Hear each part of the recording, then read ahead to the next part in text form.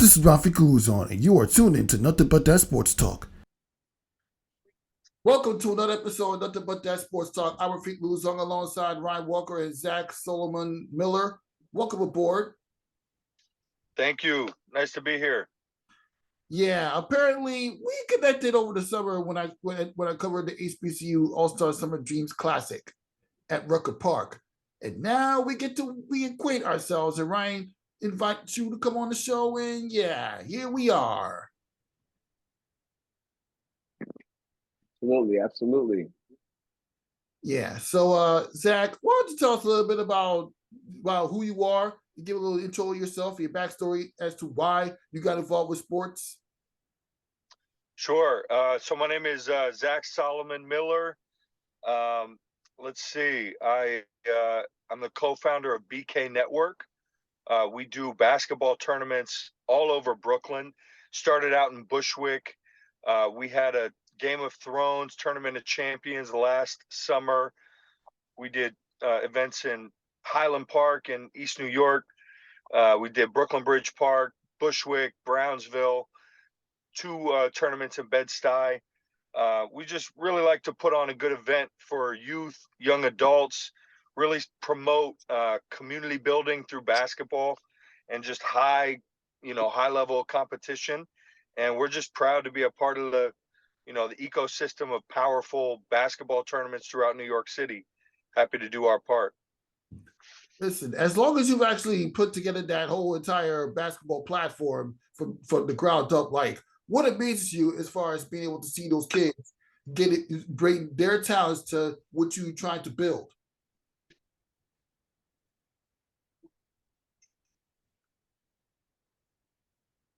Yeah, I mean, just that, I'm really on of this tournament.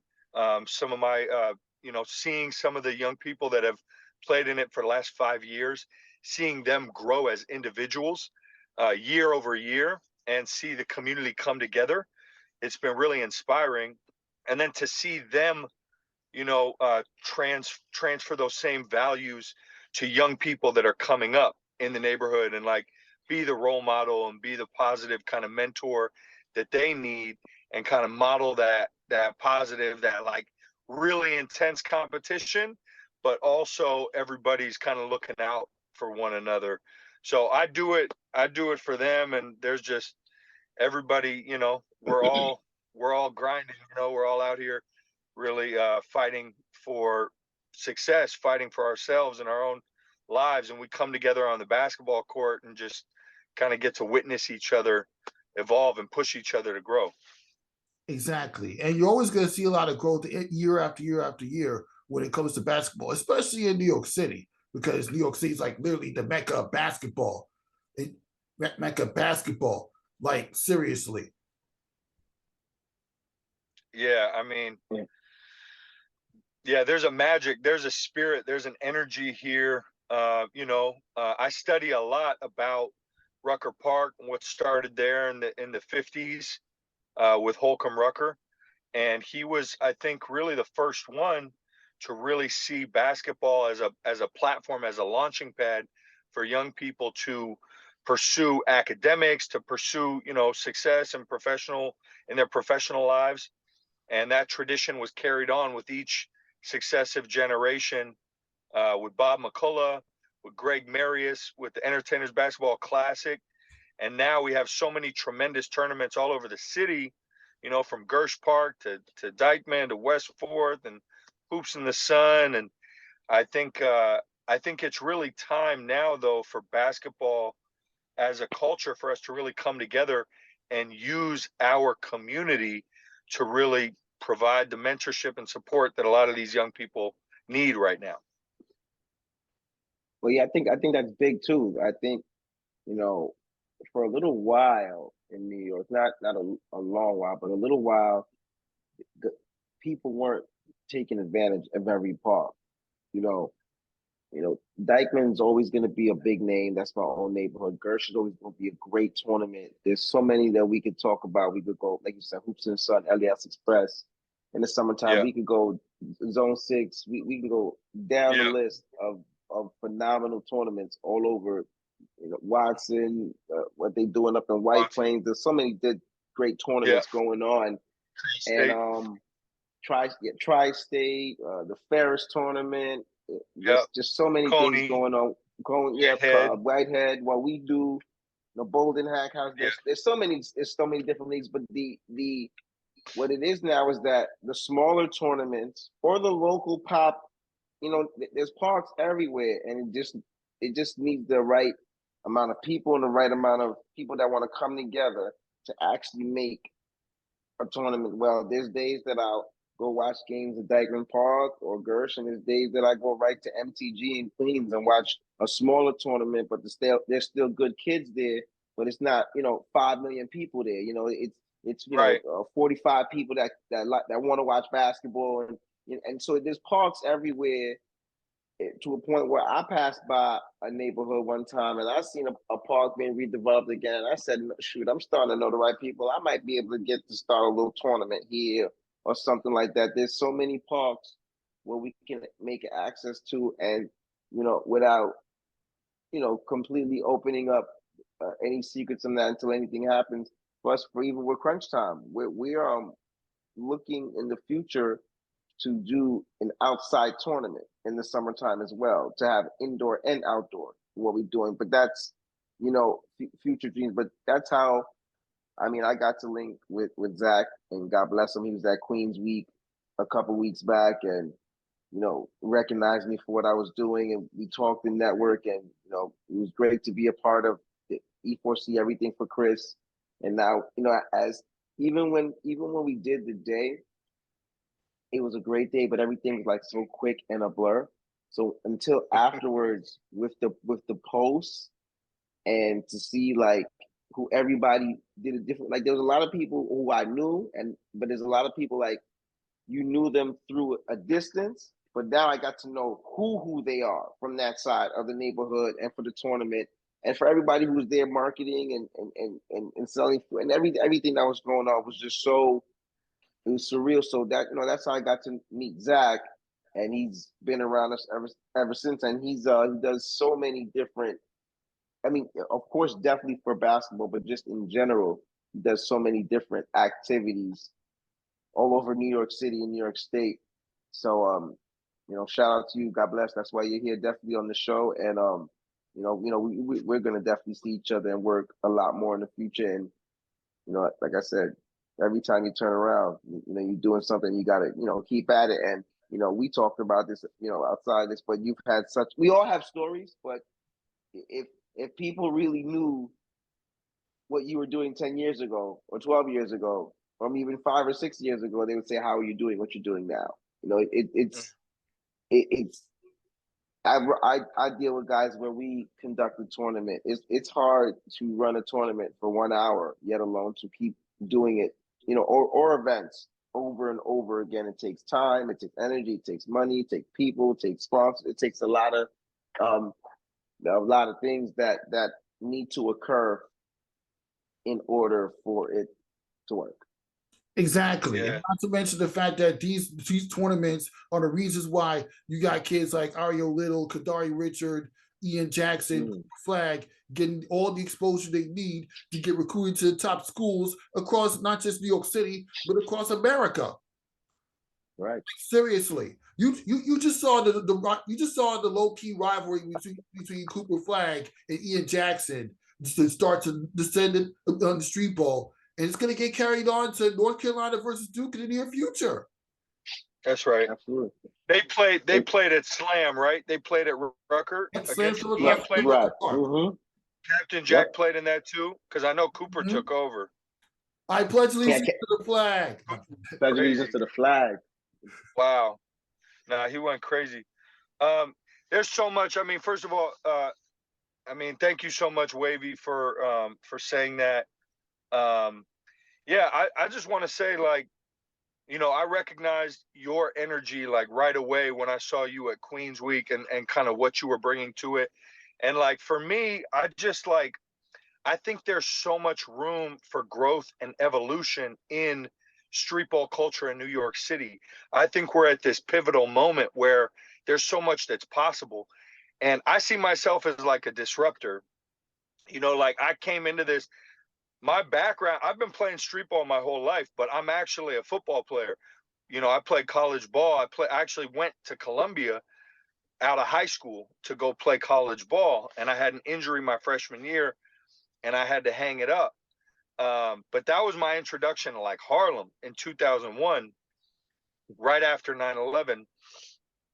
And it was, I remember the first time like walking down 125th, it was like just a rude awakening to like just kind of just how gritty it was and how tough it was and how much beauty and how much potential there was in that culture and that community. So that was kind of how I came to like Harlem and Rucker Park originally. And then I had the honor to enter a team into the Bitcoin Classic 2 summers ago.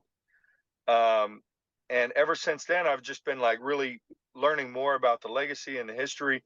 But I really feel like we're at this point right now where in New York City, we have our young people and young adults, they really need mentorship, they need guidance, they need support, they need positive role models. And I think, you know, you've got hundreds of thousands of kids dribbling basketballs in New York City. And I think the organized basketball that does exist, it represents the elite level, like the elite high school athletes that are going to play college, or, you know, like the, Ian Jacksons and those. And then it kind of provides, basketball for just kind of middle school kids and high school kids that are just kind of underage, that are kind of just having fun with it, or like the AAU. But I feel like 90% of like real street ball is not represented by the tournaments that exist. It's like either elite level or it's just, church league, NYPD, PAL type. And so I think there's so much room right now for these community tournaments to really fill this need of just building community. And I think that's what's going to help us. People are talking about, cure violence and credible messengers. And like, I worked for some of these organizations and with them, and the goal is to reduce gun violence. I think you reduce gun violence by teaching people how to interact safely. And I think basketball is a perfect opportunity to do that. It's highly competitive. It's intense. I work with young people all the time where there's always that threat, right, of violence. But Correct. if we can get through a tournament peacefully and prove to each other that, like, yeah, we're going to bump heads, we're going to go to war, but at the end of this, we're all walking home. And Correct. the more times we do that, we prove that, and we actually just get to experience that positive energy and the love that exists in that competitive space. And I think that is the answer to a lot.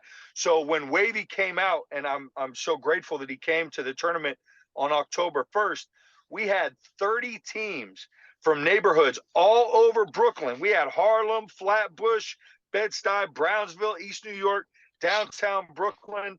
I have kids that play in my tournaments from all over, and they all come into one location, and nobody's worried about ops. Nobody's worried about getting targeted because of the energy that we maintain in that space. And Wavy can tell you, from 9 a.m. till 7 p.m., we didn't have a single argument in that court. No. We had 250 kids from all over. We had kids 10 years old, 12 years old. We had adults in their 20s and 30s. Everybody playing, and the whole thing worked really seamlessly.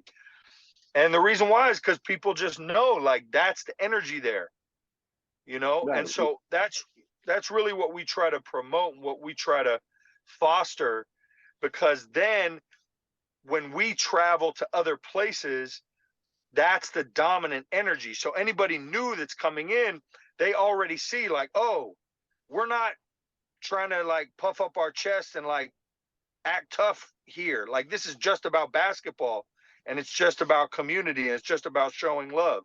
Like, that's it. So that's really what, and Wavy was like, it was great to work with you on that. Absolutely. Exactly. And you know what? People need to acknowledge that you like. I'm one of those people that I was always told don't ever go to Rucker Park or Dyckman or anything or ISA or anywhere where there's a high crime area. You're going to get targeted. You're going to get killed. You're going to get this. You're going to get that. And what do I tell them? I go there to cover sports. The same way I cover sports in the Barclays in the Garden, I cover sports in Rucker Park, Dyckman, Gersh. That's all I'm doing. I don't care about none of that. As long as they're not targeting me, why would they target me if all I'm doing is interviewing people to tell give at least a bit of a visual storytelling of these type of basketball games that you guys descended upon New York City. Whether you're an entrepreneur or a mentor or playing the game or announcing, that's all we're doing. We don't get I gotta ask this one question. Like, how do you bypass all the high crime rates within the whole communities to focus on doing what you do in summer basketball? I mean, I'll just say really quick because for me, I'm not from New York. So I'm kind of like a neutral entity. Like I stand out wherever I go in New York, in the hood, playing basketball. It's always been like that for me, growing up playing basketball in California. So it's just the mentality that I bring to it. When I go to East New York or I'm in Bed-Stuy or I'm in Brownsville or I'm in East Harlem or wherever I am, I kind of feel this. I just show up with kind of just positive energy. And most people are skeptical at first. People think I'm a cop or whatever, but eventually it's about basketball. You know what I mean? Like eventually people are like, all right, I mean, he's getting rebounds, he's hustling, he's playing ball, he's treating me cool. And so that has always kept me safe. Wherever I've been, all over the world, that has kept me safe, that energy. So that's how I move. I know that people are different. Everybody's got their own factors. Folks from New York, it's much different. If you're from here, New Yorkers are like me. Being from California is a huge advantage to me because I don't have any preconceived notions about what New York City basketball is. I was able to come in with a clean slate and just kind of survey the scene and be like, this is possible. This is possible. I didn't come in saying this is not possible. So, for me, we had a piano center court on October 1st. Yeah, we were playing piano.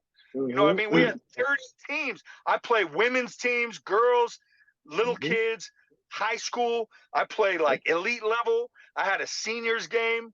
We honor pretty much pro-am. Yeah, we grown guys. Players, but I mix it all in because I want it to be the whole community, intergenerational, like everybody involved. And I want people to bring their kids out. I want people to come out and play ball and also have their kids come out or their mom come out.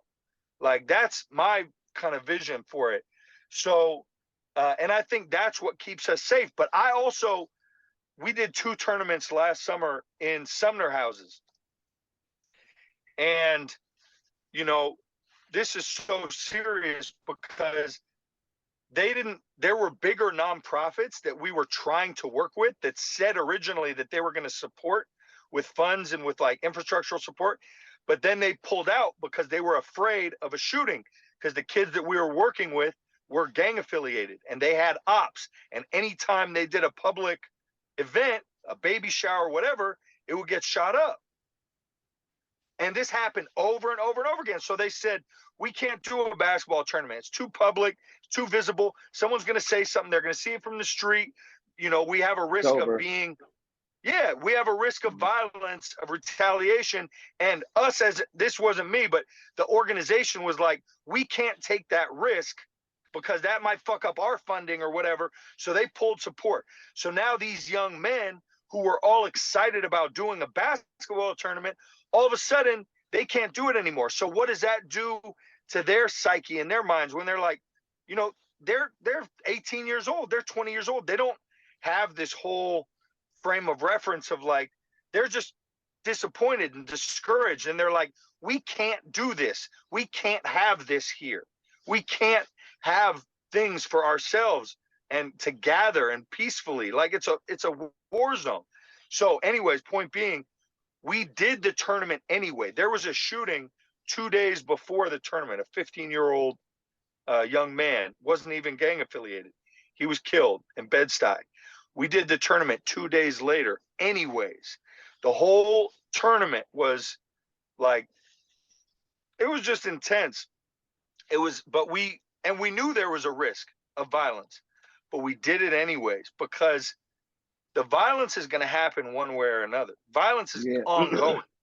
If we don't do these events and give our community a chance to like actually organize and be together, then we're never going to get through it. If we're just operating from a place of fear and I'm not going to do this because there's a risk of violence, we're never going to get through it. So we did the tournament. It was successful. It was safe. And I mean, it was beautiful. It was a beautiful thing to participate in. And then we did a second one. We did it Sumner versus Tompkins.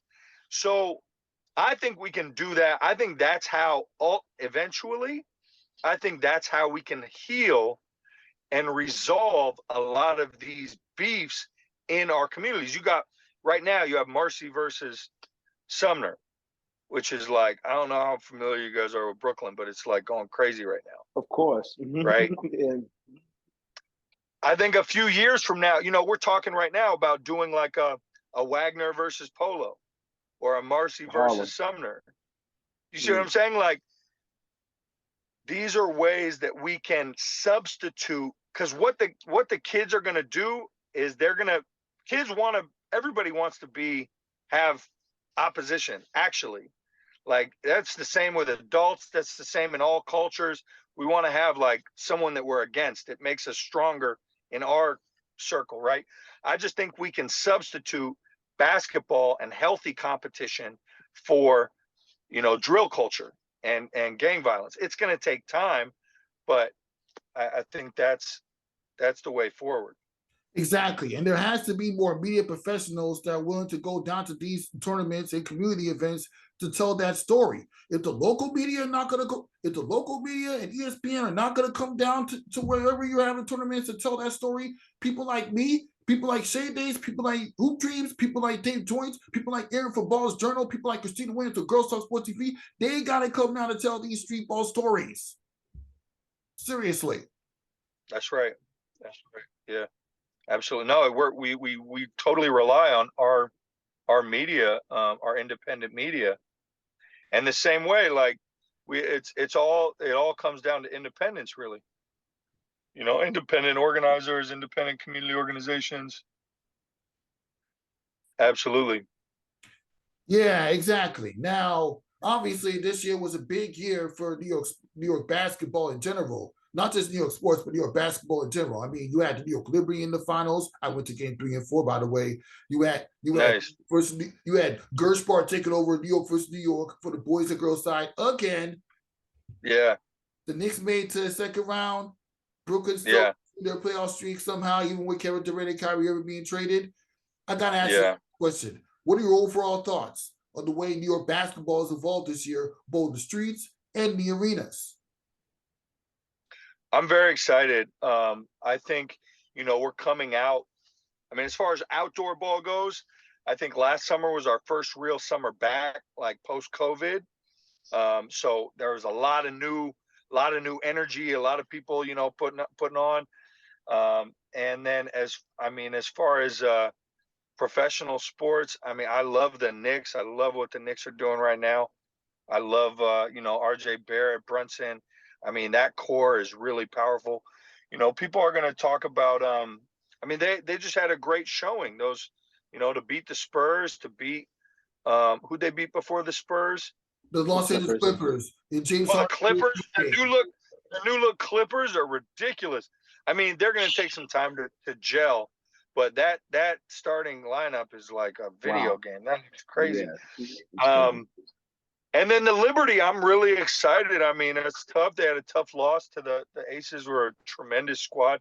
But I really love that New York really showed out for the Liberty. A lot of, celebs and artists were going to the games. And I'm really excited about that. I think I'm actually getting more excited about women's basketball lately. There aren't as many players on the street ball side too, but it's super exciting, super competitive. So I'm excited that the WNBA is getting some more shine, some more investment in New York. And then New York versus New York is always crazy, but Gersh has really established itself. Gersh is really, starting to create some separation. You know, Dyckman's always there. I mean, Lincoln Park, there's a lot.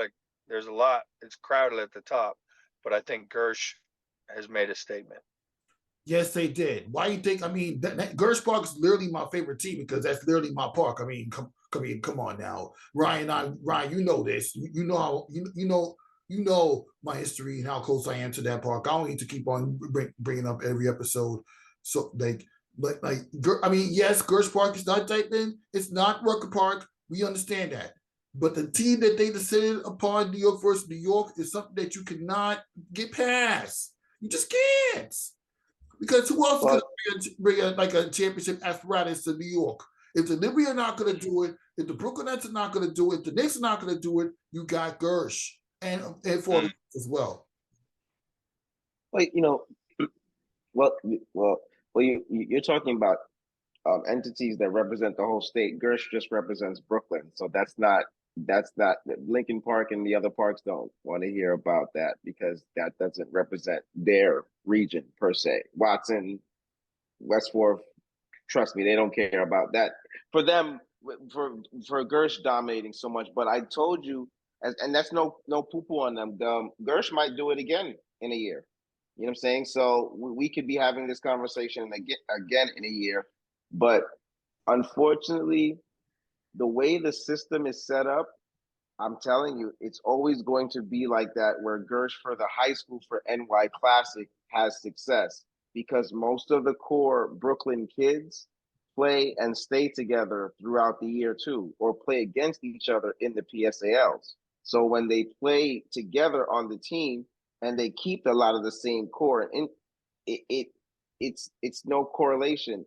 Dyckman doesn't have 12 kids from Dyckman playing on the team, if you understand what I mean. Right. Watson doesn't have 12 kids from the Bronx or Westchester County per se, those regions playing just for the team. Lincoln Park, neither does West Fourth. So it becomes like, listen, I'm not knocking on Brooklyn. God bless y'all for winning all those championships. And like you hear me saying it, they might do it again.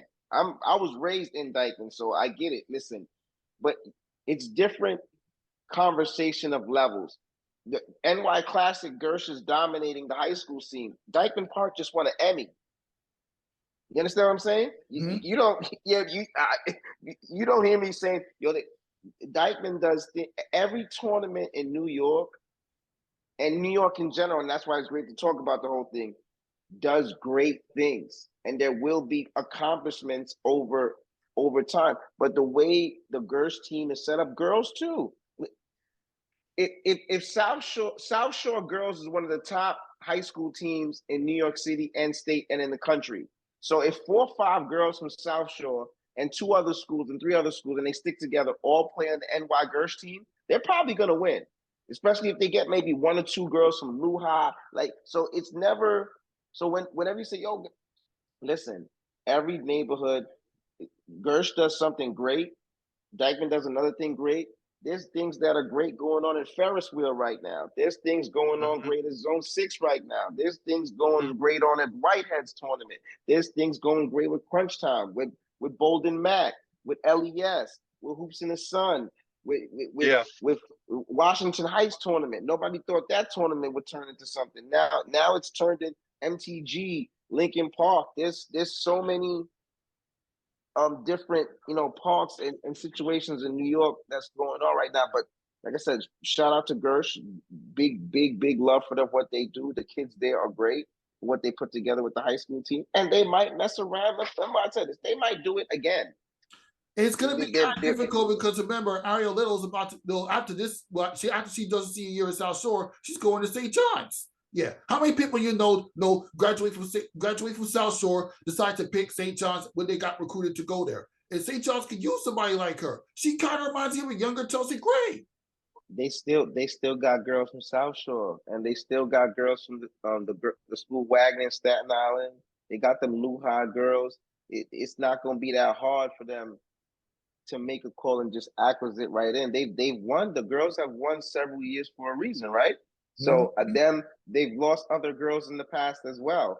The way it's set up, and they got all the good coaches. They got the Gary Irvins down there. They got the dude Pete from OSL down there. They got all that great staff on top of good players, and they play Brooklyn basketball. They defend, they tough, they physical, they rebound. They've implemented the mentality of Brooklyn on the team, and the kids take that and definitely go and run with it. And then you know them; they all on social media. They talking crap about who's gonna do this and who's gonna do that. And then when they get to the court, everybody comes out and they perform. You know what I'm saying? And who doesn't perform, they'll let them know about it. But those are some of the great things that New York is just doing in general, that we could even sit up here and have those conversations for what they're doing out there. Gersh is the red carpet of the nightclub of street ball. Dyckman is the red carpet of street ball. There's so many different things going on. And yeah, Gersh is not going to lose a beat, man. They'll both squads minimum will be in the semifinals in that individual tournament, most likely again next year. Yeah. Well, and that's what's so exciting about this era of street ball, is that all of this competition that exists, this is what we should be competing for. Correct. Right? Gersh v. Dyckman v. Rucker v. Westforth and Watson, and the new tournaments coming up. And for everybody, I do like it too when the tournaments represent more their regional group. Right. I like it when people, the fact that Gersh is East New York and the players are from East New York. And that's, I'd like to see more of that. And I'm working on that now. And I've been working on it for a minute, to bring back the Tournament of Champions, to create tournaments in each borough that are regional.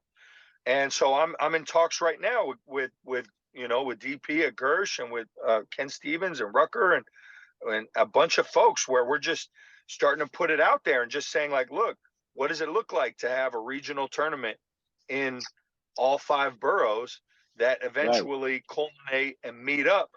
And it's like, because right now what happens is the teams that play, if Gas Wars is playing at Gersh, they're also playing at Dyckman. And those players may not be from East New York or the Bronx or wherever. Correct. They're from all over the city. The teams are like, they're all New York City teams. You look at all of the teams, they're all, players are from wherever. And I'm hopeful that we can create this kind of like regional rivalry and bring that back, where it's Bronx versus Brooklyn, and but it's in a really healthy and like a loving way, and like a iron sharpens iron kind of way. So I think that's coming down the pike. Yes, it's a very interesting point. And you mentioned this, and I was going to ask this earlier in the conversation, but since you mentioned all this, Ken Stevens, like it's through that little basketball organization that you created that led to engagement for people like Ken Stevens, and even my coach Gus, who used to coach at Canarsie High School, my alma mater. Like, why don't you tell me a little bit about what they bring to basketball? I mean, these are legends. I'm learning a lot as I go, and so I really try to tap into folks that have been doing this work for decades, 20, 30, 40 years. And like, my whole thing is like, I'll walk up to somebody and I'll show my respect, and I'll just start talking to people, and I'll ask, how did you get here? How did you develop this? What have you learned? How did this all evolve? And I've learned a tremendous amount. I mean, this is basketball in New York City, this is like our everything. It's like, it's a community center. It's our, it's church, it's theater, it's a gladiator, it's our stadium, it's everything for us. It's ballet, it's art, it's music, it's culture. It's like everything plays out in this, on these courts. And so I think those of us that get brought into it, we feel this kind of almost this calling, this responsibility. Like Wavy, like you're an MC, and Rafique, like you're a journalist, you're a commentator. Like once you see that you have something to give to this game, to this culture, it kind of takes over. Like I got locked in. It's not really Yeah. now. It's just like I have to execute my vision. Like that's it. It's forward, So, but no, I tremendous respect and shout out to the legends that have been doing this for decades. I've had the honor to connect with a handful of them. And Scurry Jones, he was linking with Scurry Jones. I was with him the other day too. Oh Scurry, yeah, you had him at the at your event for E4C, and he came down Kerry for Scurry, Scurry, yeah, Scurry. Pardon me, Kerry Scurry. Scurry. Yeah, he played. He played with the Jazz and with the he played with the Knicks. He played with Yes. Karl Malone. Yeah, and Yep. he's a great story too. Bed-Stuy product, Brooklyn product, and played pro ball, had all the talent in the world, and got wrapped up with drugs and like with fast life, which I did too. I'm formerly incarcerated. I used to be, I had to battle back from addiction. I've been arrested over 20 times. Like I was in that world for a good chunk of my life, and I've been off. I've been clear now for 10, 11 years. Like no arrests, no issues like that. Thank God. But no, these examples are really good. Like Scurry, I was just talking to him today. We want to show young people that, that it's possible to choose a different way. And like this generation has a whole different set of challenges and like decisions that they're making in their life just based on the way the world looks to them, and different than those of like I'm 40, and I think people from older generations, we just grew up in a different world. But I think for us to serve as like examples is extremely valuable. Yeah, exactly. I mean, you gotta do what you gotta do in order to show people that you're serious about picking up for what you learned in college, picking up for what you learned during your youth, and show people that you're not what everybody thought you were when they met you as a school kid trying to get to know the whole academic landscape. And also, Right. you really, with all your involvement with street ball, you learn how to like build connections and get advice on how to be more involved with the community. And you also got to taste how people within the basketball community also contribute to Nike sports brand. Yeah. Well, I have a point on that. I mean, I look at like a New York versus New York, and obviously that's the elite level of competition. Also, everything that they do as far as videography content, it's really compelling. It's really powerful. I mean, but my thing is, you got New York versus New York. We're assembling the greatest talent in New York City, all of that cultural capital. And those kids get a t-shirt and a pair of sneakers, and it's like, see you later, thank you. And Nike takes that, and that's hundreds of millions of dollars worth of convertible energy that they're using to sell sneakers all over the world, right? Extracting the energy and the culture from New York City youth, which is extremely valuable, and nothing really goes back to the community. Even we looked at, I mean, that's a comment I'm always gonna stand on, and it's like, I'm eager to see New York City basketball culture feed back into the community, you know, and you know, with Rucker and with EBC and everything that they did, you know, like it generated a lot of cultural capital, but then the people that were organizing it themselves actually benefited from it, and they tried to, you know, feed it back to the community. So I would like to see more of that, you know, and you know, I'm because I don't think Nike's gonna do it. I think we have to preserve some of that energy and make sure that it benefits, you know, and goes back into the community. Exactly. Well, Nike definitely won't do it because it doesn't. I mean, listen, we all wear Nike Jordans. I get it, but they won't do it because it, like you just said, it doesn't benefit them. So that means that we would have to have our own individual entities and leaders in order to make sure that if they do something like that, then it does. Or like you're doing, do your own entities where you actually see it and make sure the community is taken care of and the community takes care of you and vice versa, because we know that unfortunately the big wigs at the top are probably not that concerned about a 14-year-old kid in, you know, South Bronx, Brownsville, Far Rock. I'm saying and that's a whole different dynamic. So Rafique will grab it and take us into the next layer and part of we're going into the show. Exactly. And before I get to that, why don't you get your overall impressions about the way that Nike brought a major impact to basketball community with the World Basketball Festival that happened like literally a few months ago. And Lincoln I was gonna bring that up. No, that was bonkers. I think that was like a $20 million event. I mean, they had the jumbo screen, live feed. I mean, that was all unprecedented. Everything they did, the guest list that they assembled.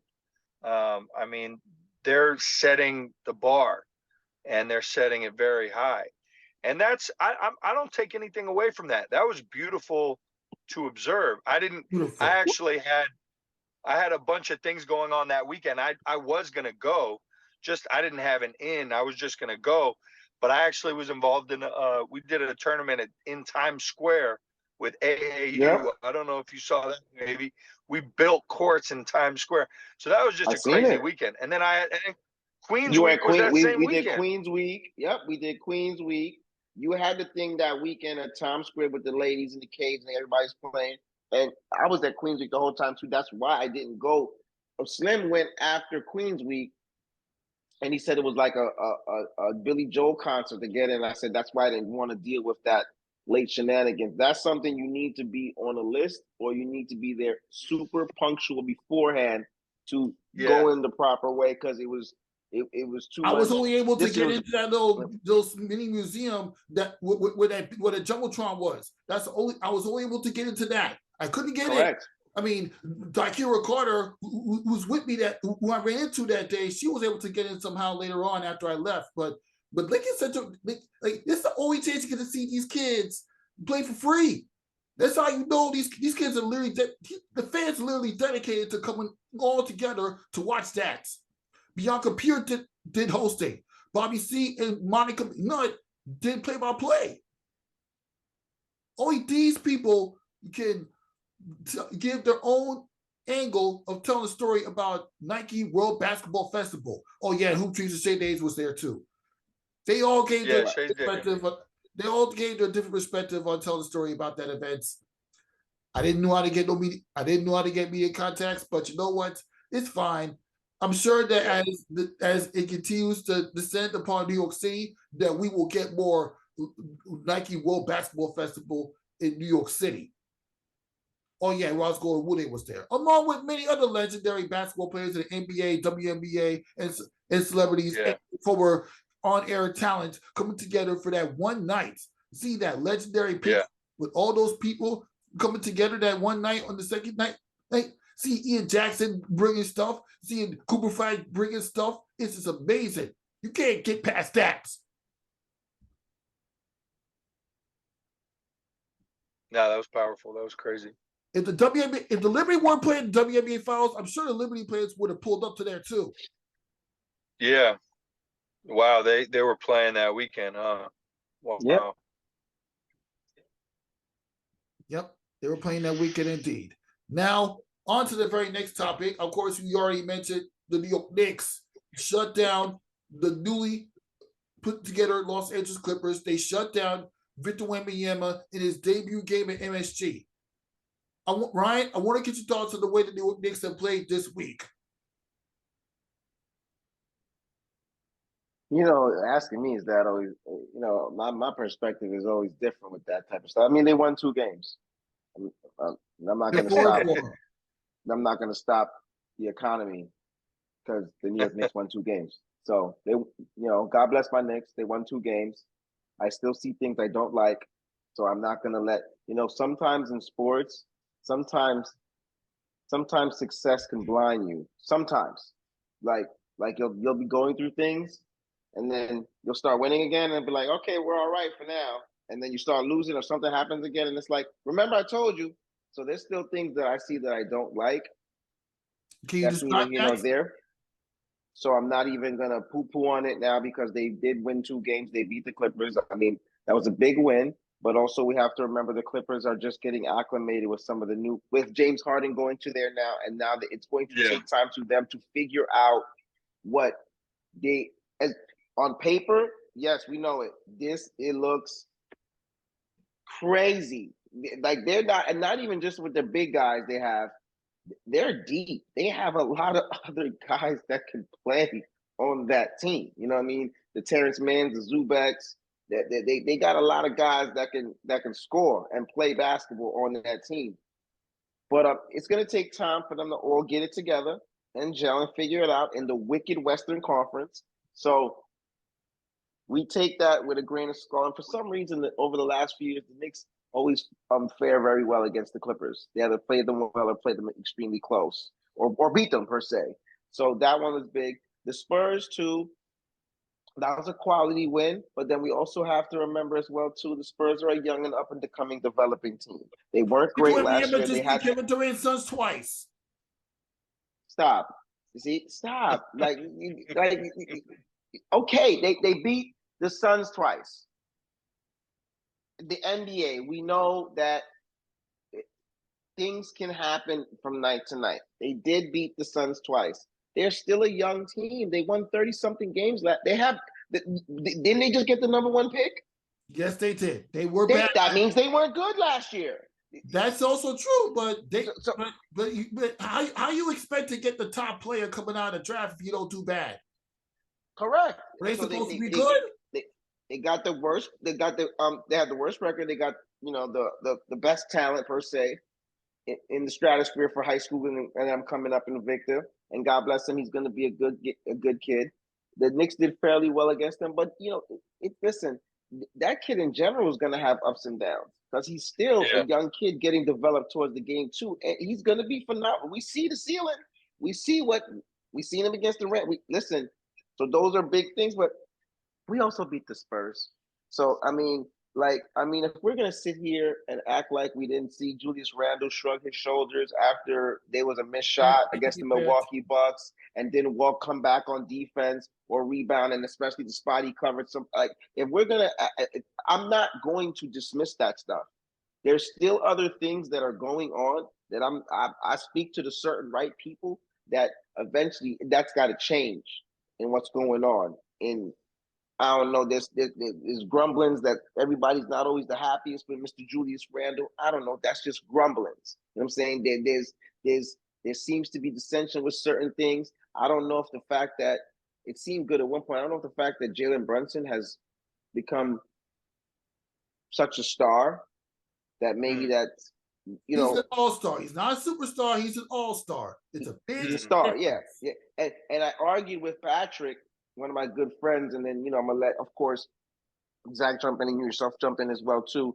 That we went to the Knicks game and he's fighting with me, and some of the things I have to argue with this guy just absolutely gives me a tumor because I'm like, bro, Julius Randle is not a superstar. All he points to is Yo, he was all second NBA team last year. He was. He's a good player. He's not a scrub. He went to Kentucky. You don't go to Kentucky for basketball if you're a scrub. Right? So he was in a national championship game. He got drafted high by the Lakers. He hurt himself almost in the first game. Didn't get to play the whole entire season his first year coming out. He showed signs. He's getting $22 million from the Knicks. He can obviously play. He's all second team. He's an all-star. I get it. He's not a superstar. He shot Period. 29%. Like before this week, Julius Randle shot 29% from the field in the first 4 or 5 games before just recently. He played egregious in the playoffs last year against Miami. His first ever playoff series, he played egregious. His score is not too well. Why do you think Stephen A. Smith said on the air, trade Julius Randle? You're not going to win with them. One of the worst. If they could go get Embiid and not give up RJ Barrett, listen, give them whatever they want. Give them whatever they want as long as you don't have to give up RJ Barrett. Or Brunson. I mean, that's how the Knicks win a chip. Brunson. Mm-hmm. They have the pieces there. I like the depth. I like DiVincenzo. I mean, he was a great pickup. He played out of his mind against the Clippers in particular. That fourth quarter was great. Yeah. You saw their potential to be a championship team. But I like Randall as well as a player. I think you're spot on. He is very talented, but I hate to jump on the, I feel like people want to point at him for, one reason or another, but I just don't think as your big, as your big man, like scorer, as much as he's got the inside outside game, I love his game, but I don't see them winning a chip with Randall. I think Barrett and Brunson are going to be there. I think, Josh Hart. I mean, I think they've got the other pieces, but yeah, you put Embiid on that squad, and yeah. Although, I'm skeptical about Embiid too, because as much he has more talent, he has as much talent as any big man in the league, hands down. But psychologically, mentally, I don't think it was a coincidence that, he missed those layups in games, like multiple playoffs in a row. I don't think that happens on accident. And not that he can't overcome that, but I don't know if I would hang my hopes if I were the Knicks, if I would say, hey, Embiid's going to get us there. I might, look for someone else to fill that spot. And I don't want to be a prisoner of the moment because, I'm not one of those guys. Like, I'm really a Knicks fan. I pay attention. I focus. And like I said, I'm not saying Randall's a scrub. Julius Randle came here to the Knicks at one time when the Knicks were really terrible and actually gave them some kind of life. Tom Thibodeau eventually, of course, coming in as a coach, them being accountable. They grew together. So God bless him. You know what I'm saying? But if you have to look at foreshadowing, like you're saying, and we're looking in the Eastern Conference, the Boston Celtics are going to be really good for the next 3 to 5 years. If just in case anybody doesn't, they're going to be really good and in the mix for the next 3 to 5 years. 2 of their premium players that are top 15 players in the world are signed in for long-term contracts to their team. They just got Kristaps Porzingis. They just got Drew Holiday, who's a veteran. They got young kids behind that. They'll be good. The Bucks, even though with growing, that's another thing too. Just throwing Damian Lillard there, even though it's going to be great, was not going to. They're going to have ups and downs.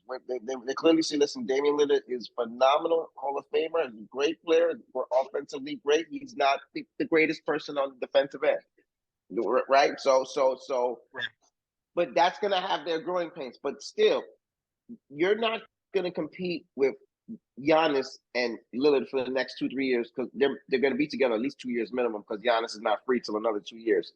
So if you're not trying to be that 46 to 50 win team that goes to the second round and loses every year, you need to add another super talent because you're right about Embiid with that and his durability. He has to. Last year was a healthy year, but you have to stay healthy as well too. So there's always checks and balances.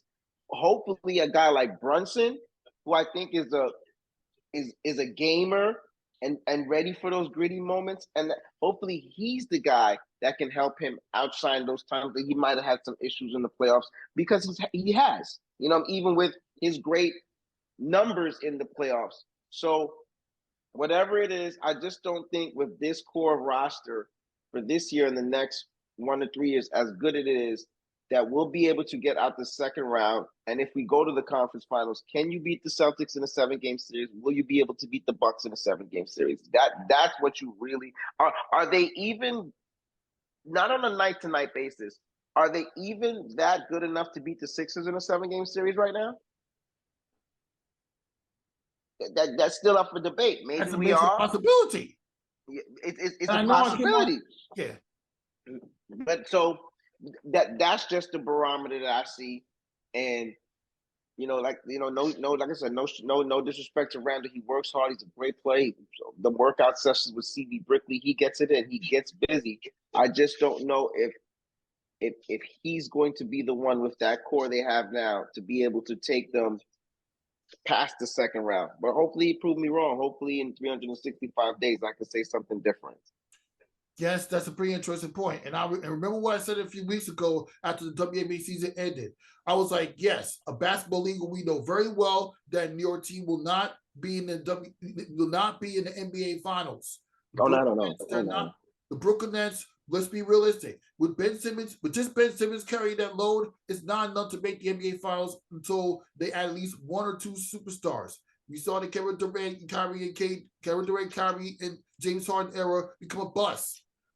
What makes you think that Ben Simmons, Spencer Dinwiddie, Cam Thomas, who's a young up-and-coming kid, he can shoot, he has some skills, but he's not Kyrie Irving. But you know what's so crazy, Feek, about Brooklyn? When you mention them, I don't even think of Ben Simmons first. Like I like Miles Bridges. Miles Bridges is the best player on the Brooklyn Nets. Miles Bridges gives you that. Yeah, by far. Yeah. Miles Bridges is the best player. The kid you just named, Cam, that kid, he got to play a little bit more on defense, but he can shoot the lights out. Cam Johnson, they got some. Ben Simmons, God bless him. I hope that he eventually.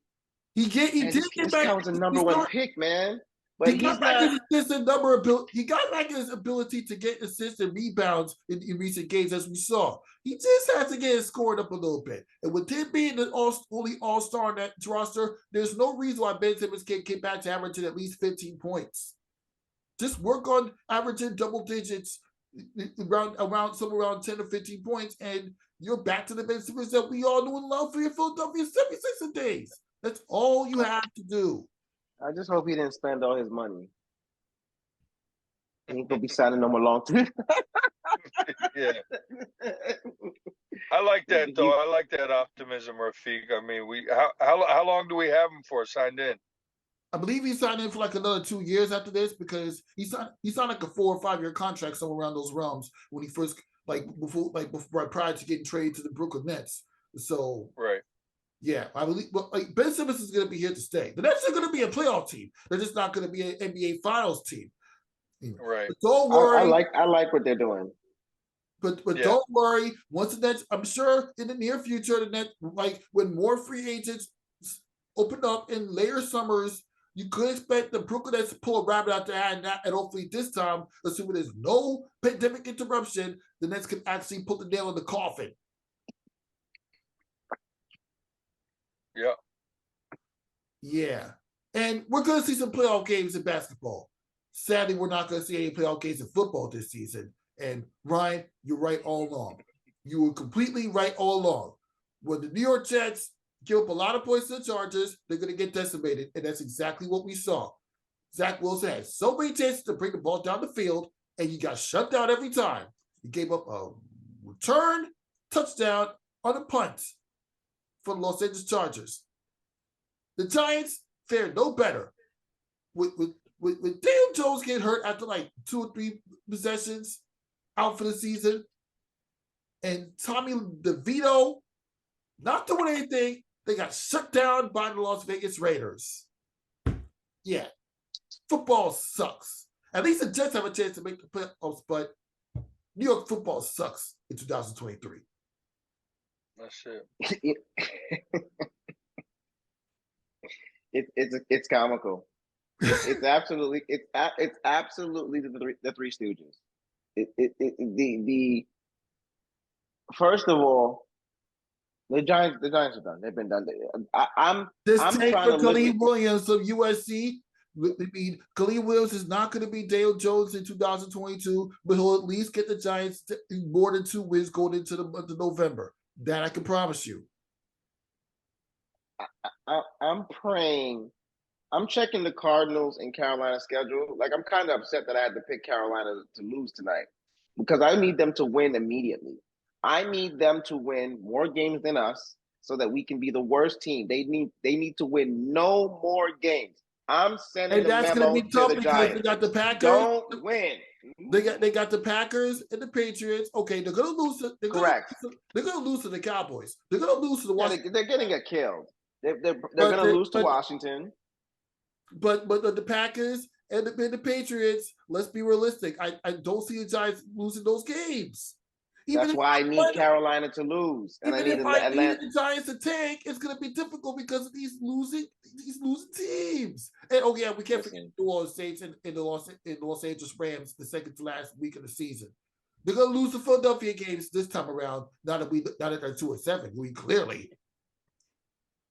They weren't going to beat Philadelphia probably if they weren't good. They haven't beat Philadelphia in 5-6 years. Neither the Cowboys. We talked about this. They got steamrolled by the Eagles in the playoffs last year. They haven't beat the Eagles in 6 years. They haven't beat the Cowboys. They lost 13 out the last 14 to the Dallas Cowboys. Here goes the premise and point. The Giants are not a good football team. They need to give Daniel Jones his $82 million and move on. That was a Dave Gettleman decision. God bless the kid. He gave us good stuff last year. He had spot moments. He hasn't had the greatest offensive line none in his life with the Giants because it's not like they've done a great job to block and protect for him. He's been running like Forrest Gump since the minute he's got there. He didn't have a lot of skilled talent around him over the years. This is his best skilled talent, and he can't even sneeze to stay on the field. So who knows what you can do with the talent, and he's had a lot of different coordinators over his career too. So that takes a toll for the whole part. And Zach probably can attest to that. When different guys come in and have to make the diagrams of the plays, especially for quarterback, the two most important positions in professional sports is NFL quarterback and starting pitcher. You are the epicenter of how the game controls for the whole entire dynamic of the game, and whether you are good or bad. So now the quarterback position, they clearly need to draft a kid. That's right. Going forward, whatever's going to go on with Gabe Ball and whoever you need that type of kid to develop, and even drafting a quarterback doesn't guarantee that you can get the savior, because if that's the case, then 32 teams would have great quarterbacks, correct? So right. the Jets, now I'm going to integrate them in the story. Remember I told you that the Jets are getting blinded too. They have a really bad offensive line too. And not only is Zach Wilson absolutely terrible, but he has nobody that's protecting for him, so he's going to be even more terrible on top of his talent anyway. Plus, I don't think they believe in him. But they should be ashamed that you beat the sorry Giants that you almost lost to, but the Giants are that terrible that they found a new way to lose again, to lose to them 10-7. That should have been a warning signal. You scored 10 points against the New York Giants. You scored one touchdown in the first quarter. You couldn't score at all. You scored 6 points the next week against the Chargers. That was key for wild card. They're in trouble. Their chances now are like 30% to go in. They have to win the majority of their games just to have that chance for postseason. That was a huge loss yesterday, and a couple of days ago. And Zach Wilson is really bad. If they had a average quarterback or Rodgers still in there, they probably have 2 more wins than what it is, even with the bad offensive line. Maybe that's why Aaron Rodgers hurt himself too on the 4th play of the season. Mm-hmm. Not enough blocking and protection in 4 plays to get the guy torn Achilles. But the Giants are bad. The Jets are bad. The Jets have a better chance to go to the postseason. They have to bounce back from that loss. And it's all about Zach Wilson. If they and the O-line, if they can't block to score points, it doesn't matter how phenomenal their defense is. They're gonna score. I remember when we made the picks, I said I'm picking the Jets, but I'm nervous because the Chargers can score. And if the Chargers actually do score points, they're in trouble because the Jets can't score. The Giants need to lose the rest of their games. Don't win any game. Don't even think about it. Continue to lose to the Eagles like you always do. Continue to lose to the Cowboys like you always do. For my religion, I want them to beat Washington. But right now, I just need them to lose to Washington as well, too. Because I did look at the schedule. Green Bay and New England is probably – we're bad, but we're probably going to find a way to not be as bad against them to actually win 2 games, which means we're probably not going to get the number 1 pick. And that's just how the Giants do. But they need to figure it out eventually because I don't see more than 4 wins. Zach, what are your thoughts on the way New York football is going in 2023? I mean, I'm a born and raised 49ers fan. I remember the Giants, and I mean, Giants and Jets have always been strong, but the last decade it's been pretty dismal. I remember the Giants beating my Niners with the helmet catch. You remember that one? Yeah, I know you were upset about that. That was the most. That never should have happened. Eli Manning. I mean, that never should have happened. Yeah, and that was our best, all the time. That was our best shot. That was our best shot at a chip. I watched that game in New York. Actually, I was in New York to watch that. That was 2012 or 2011, 2012. It was 2008. It was not. Nah, that loss to the 49ers was in the 2011 in NFC title game. No, but the time they won, the time they beat the Niners. Yeah. It was in 2011 NFC title game. I remember that one. Yeah. So well, let's clear it up. What you said, Zach, is that what you said was the David Tyree catch. To clear it up, what it was. Remember, the David Tyree catch is the 2008 season when they won. But remember, the Super Bowl was played in 2009. And that was against the New England Patriots. No. It was the 2007 season, but the Super Bowl was played in 2008. Correct. Right. So I'm going to check that to make sure. But yes, that 2008 chip was against the New England Patriots in the Super Bowl. What Rafique is saying is 2011. That's when the Niners and the Giants played. Right. I want to say Alex Smith might have been the starting quarterback at that time, and that's the time games where played in 2012, in January 2012, picking off from the 2011 season. Right, the young man, I forgot his name. He fumbled on the kickoff on the punt return. That's what right. That's what it was. I mixed it up with the helmet. But it was just that we lost. That was I think it was the NFC. It was the NFL game. NFC Championship game. Field goal. It was the NFC Championship. So yeah. But I mean, it goes like that. When I grew up, it moves in decades, and I mean, it is disappointing that the Jets and the Giants aren't, that they're kind of accepting this level of mediocrity. Yeah. It's surprising in a big media market like this, because things have been like this for a long time. Like the Jets had a little spurt, but the Giants haven't really had an answer for a while, and it's disappointing.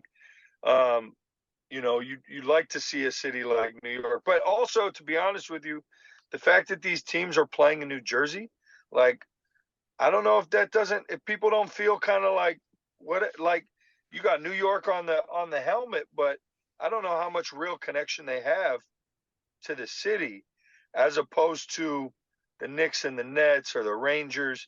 I feel like the city, or the Yankees or the Mets, I feel like the city embraces them a little more. Yeah, so that probably makes sense. Yeah. Giant. You was gonna say something, Ryan? Yeah, Giants and Jets fans are just loyal, and I think they're loyal sometimes more for the bad than the good. And I think the Giants, the Jets core of evolution of fans are from Brooklyn, because I believe the Ebbets Field days and so on and so forth, with their connection. And the Jets have a lot of connection and nucleus towards Queens and Long Island. Like a lot of Long Island cats out here are Jets fans. You know what I'm saying? So, because they used to practice in Hofstra University. That used to be one of the sites before they went to Florham Park. So I think that's how. And then you know how there's a football that's a society where if you've been a Jets fan from 1980 something to now, and you raised your kids, you loyal. And you raise them to be a Jets fan, you loyal. That's a society you ain't gonna change, because it's embedded in you. You know, it's like by accident being grown up in Dallas, Texas, and if you grow up there by accident, you're probably gonna be a Cowboys fan.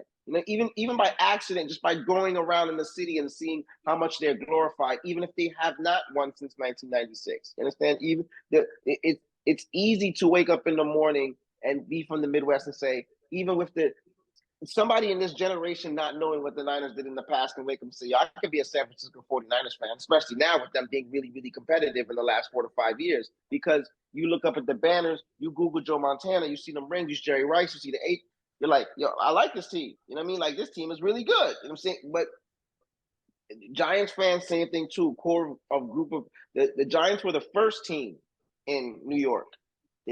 Before it was before it was called Super Bowls, they were world championships. The Giants actually have the most world championships in the NFL.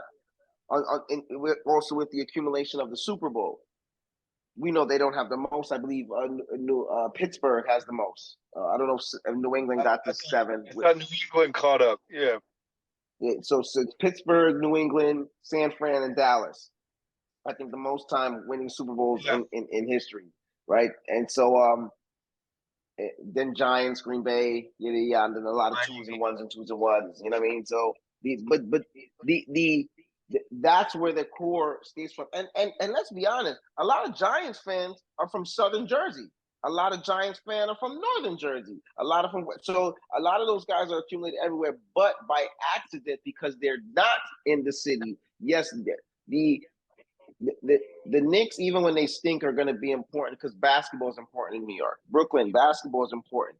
Baseball in New York, even baseball might not be watched as much by African Americans on TV and viewing there, but baseball is highly watched by Latins in New York City and highly watched by white people as well too. And the black people that are still in savvy are definitely watching baseball. So that's always good. Mets and Yankees always going to be, because they're from the city. You know what I'm saying? So